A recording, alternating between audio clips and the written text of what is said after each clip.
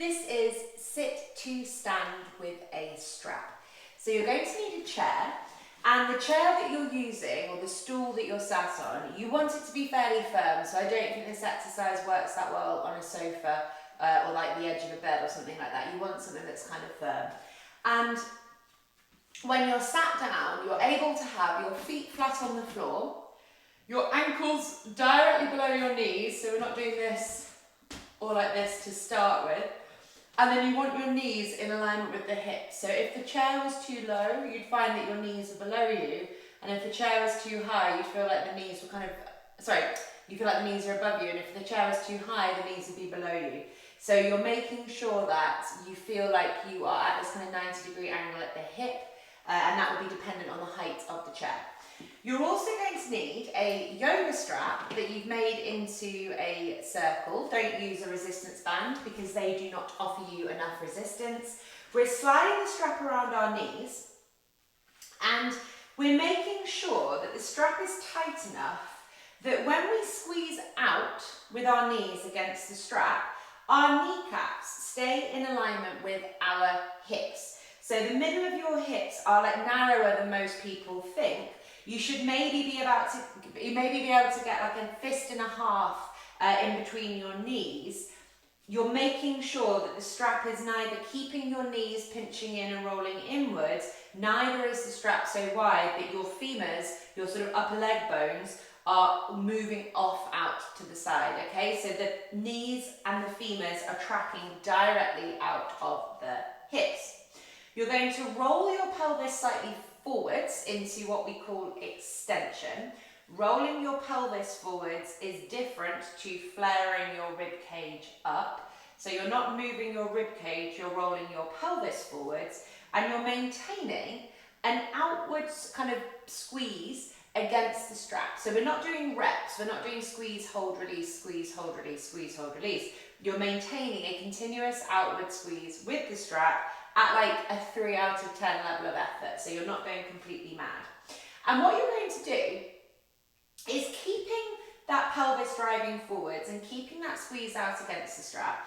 You're going to walk your feet slightly in, so we've got more dorsiflexion of the ankle until you find the spot where your heels want to lift up off the floor. So if you've walked your feet all the way back and your heels are up off the floor, you've gone too far.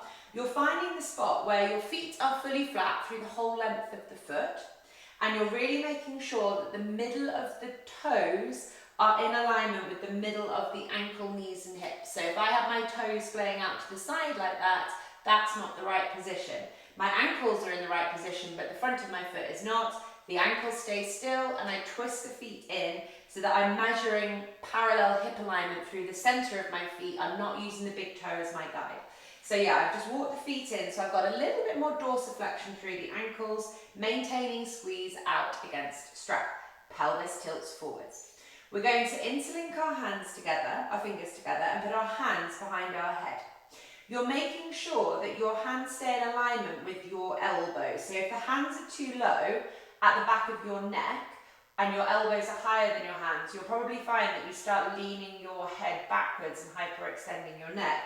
So have your hands at the back of your skull in alignment with your elbows, and you'll feel how that helps you keep the back of your neck long. This is where I like to go really wrong with this. I have to keep my rib cage tucking in. So I am such a rib cage flarer. I tuck my rib cage in, but tucking my rib cage in doesn't mean then losing that pelvic position.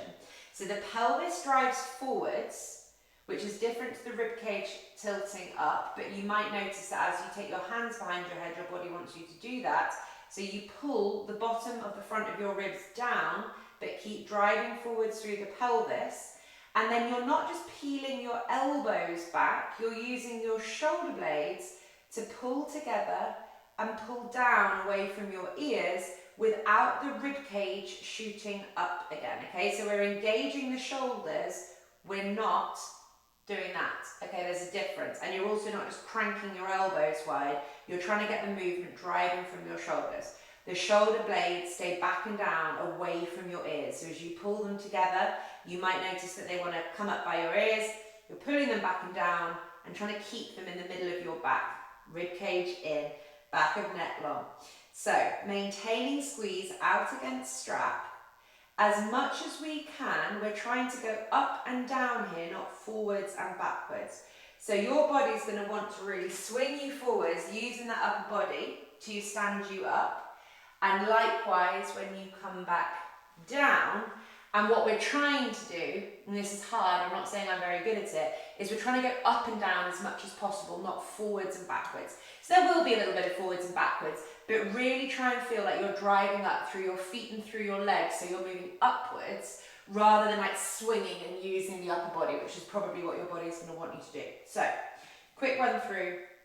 We've got the alignment through the middle of the toes, ankles, knees and hips, squeezing out the strap, driving pelvis forward, tucking rib cage in, keep making hands in alignment with the elbows, not too low, squeezing shoulder blades back and down, reminding myself of the pelvis again, and then pushing into my feet, squeezing out with the strap, not flaring my ribs, but using my glutes.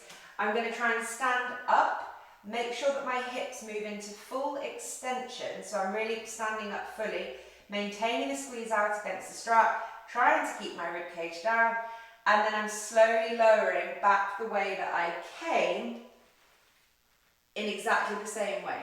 So I'm going to walk you through the lowering in a second, but we've done one there, squeeze up, like this, and as we lower, we're tilting our pelvis forwards anteriorly, tucking rib cage in, and slowly lowering, keeping, can you see there how my pelvis is still driving forwards in the way that it was when I was sat down? I'm not, I'll just do this for the sake of demonstration, tucking my pelvis under and doing that, okay? We're in pelvic extension throughout. So I'm going to do 7 more. I'm really not very good at this one, but it's a good one. Shoulders pull back and down, rib cage down, pelvis forward. Use the strap for support. The strap should be helping you, not hindering you if you've got the distance right. And squeezing out against the strap. 3.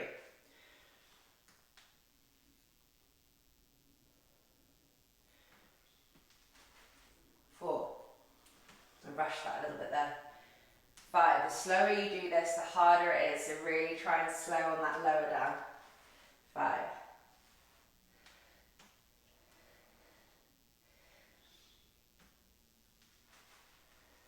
6.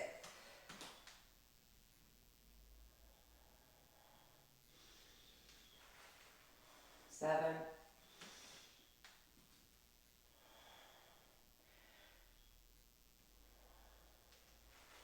8.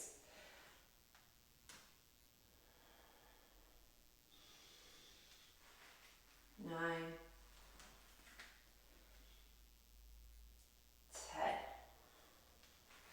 Whew. That is a tough one. I'm really not very good at it, so I need to practice it a bit more. But that was sit to stand with a strap.